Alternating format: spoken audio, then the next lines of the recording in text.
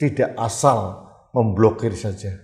Apa dampaknya terhadap perbankan? Adalah ketidakpercayaan masyarakat terhadap perbankan kalau begitu mudah dana itu diblokir atas permintaan aparat penegak hukum atau siapapun tanpa ada tindak pidana. Dampaknya adalah kepercayaan terhadap bank. Yang berikutnya, dampaknya apa? Akhirnya simpati rakyat kepada aliansi masyarakat Pati Bersatu semakin besar. Karena kita melihat Mas Supriyono dan teman-teman di aliansi masyarakat Pati Bersatu ini seolah-olah dijolimi oleh sistem. Apakah mungkin pemblokiran juga dilakukan oleh PPATK? Mungkin saja.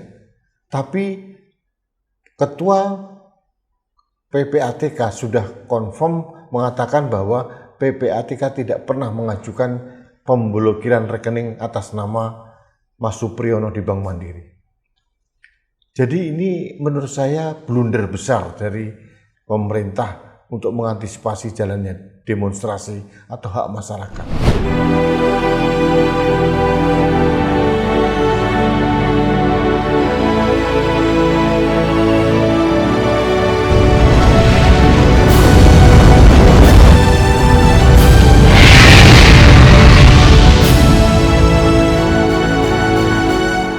Halo sahabat Indonesia, kita bertemu kembali dalam Opini Rudi di Anak Bangsa TV. Hari ini Senin tanggal 24 Agustus 2026. Kemarin saya dihubungi beberapa teman yang mengatakan bahwa ingin menyumbang dalam bentuk donasi ke rekening Aliansi Masyarakat Pati Bersatu.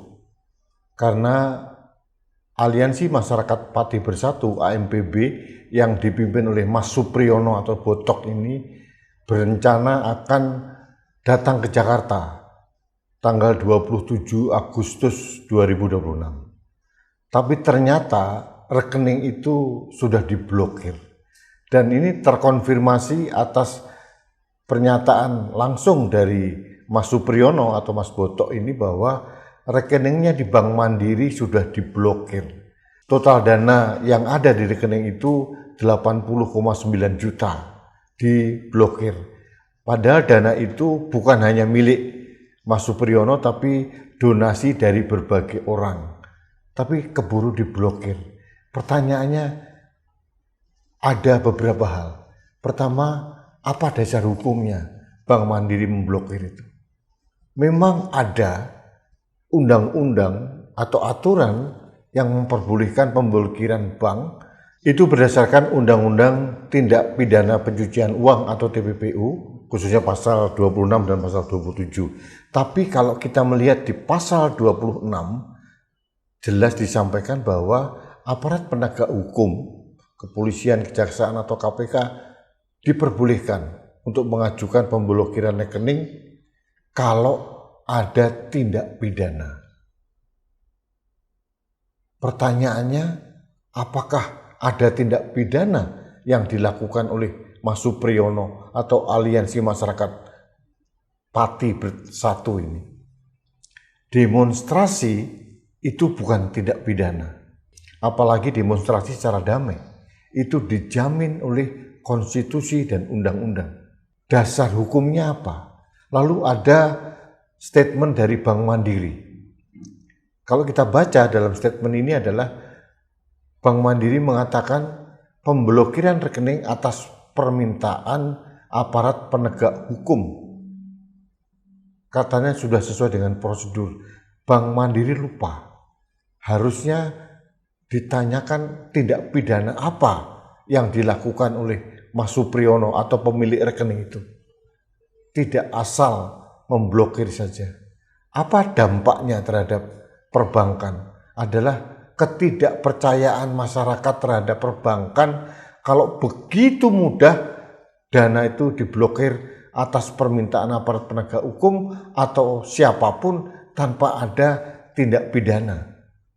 Dampaknya adalah kepercayaan terhadap bank. Yang berikutnya, dampaknya apa?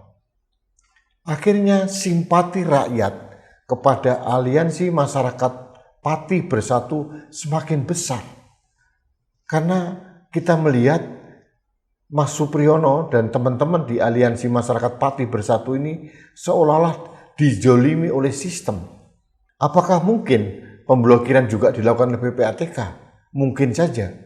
Tapi Ketua PPATK sudah confirm mengatakan bahwa PPATK tidak pernah mengajukan pemblokiran rekening atas nama Mas Supriyono di Bank Mandiri.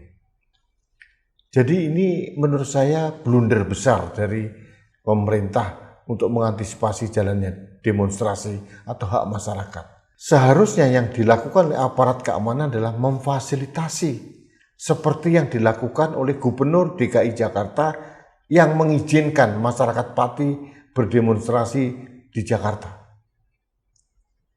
Ini demonstrasi ke gedung DPR RI. Bukan demonstrasi untuk menurunkan pemerintah, demonstrasi untuk mendukung gerakan mahasiswa, terutama dalam 8 tuntutan mahasiswa itu. Di 8 tuntutan itu tidak ada tuntutan pengunduran diri atau impeachment terhadap presiden atau wakil presiden. Mengapa pemerintah seperti paranoid, ketakutan? Seharusnya aparat keamanan jangan melakukan blunder seperti itu. Polisi itu adalah aparat negara, bukan aparat pemerintah. Harusnya polisi atau siapapun aparat keamanan mematuhi prosedur hukum, bukan menegakkan hukum dengan cara menabrak semua aturan hukum. Dan satu lagi yang penting, bukan itu caranya mencegah masyarakat Pati untuk tidak datang ke Jakarta. Bukan begitu.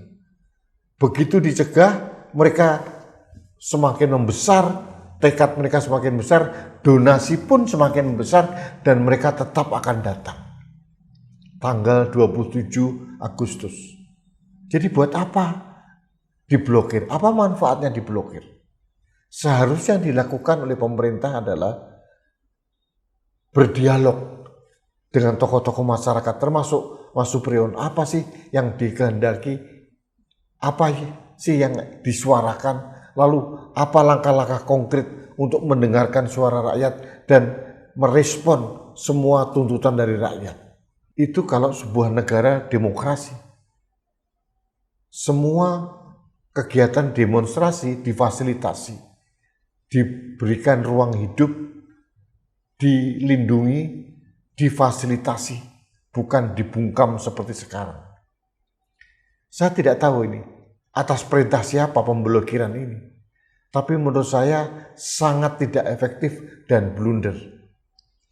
Angka 80,9 juta itu besar buat aliansi masyarakat Pati Bersatu, tapi kecil rasanya pada saat masyarakat Indonesia marah mendengarkan kezoliman seperti ini, dan mereka sekarang melakukan donasi dengan cara yang lain, melalui rekening lain, mungkin disebar kemana-mana, atau mungkin donasi secara tunai atau apa. Jadi gerakan ini tidak akan berhenti atau padam dengan diblokirnya rekening dari Supriyono ini.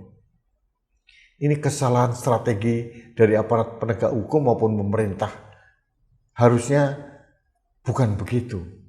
Harusnya dengan cara yang demokratis, mereka difasilitasi, diajak bicara, didengarkan, dan ditindaklanjuti apa masukan dari pemerintah. Kalau kita bicara masyarakat Pati, ini mempunyai rekam jejak yang sukses. Setahun yang lalu mereka berdemonstrasi besar-besaran untuk menurunkan Bupati Pati. Dan sekarang mereka bergerak kembali untuk mendukung gerakan mahasiswa di Jakarta. Gerakan ini akan semakin besar kalau cara-cara pemerintah, aparat penegak hukum salah. Jangan membuat mereka merasa terzolimi. Jangan membuat mereka menjadi playing victim. Kalau masyarakat ingin bergerak, fasilitasi. Langkah pemerintah, penguasa, aparat penegak hukum ini bukan meredam amarah rakyat, justru mengobarkan amarah rakyat. Sekali lagi, seharusnya mereka didengar.